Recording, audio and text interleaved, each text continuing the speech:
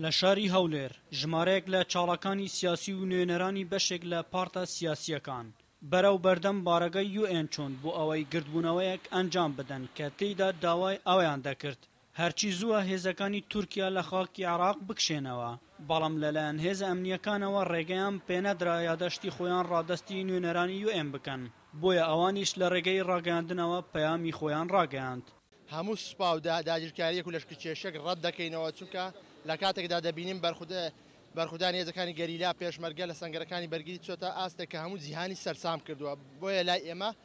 هیچ هێزێکی بێگانە قابلی قبولکردنیە بێ بۆ سەرخاکی کوردستانی پیرۆز داگیرکاری یا لەشکرکێشی خاکمان داگیر بکات بە هیچ شێوەیەک قبوڵی ئەوە ناکەین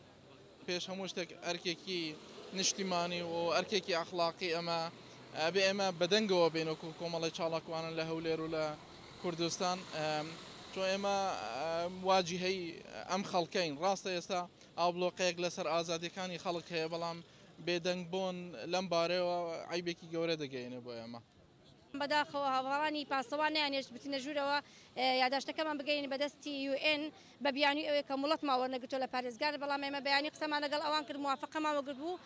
پارێزگار داوای کرد کە سێ کەسمان بچین لەوێ واژوو بکەین ناوەکانی خۆمان بنووسین بۆی کە لە دوای ڕۆژ ئەگەر هەر شتێک بیتن بانگماکەن بۆ لێپرسینەوە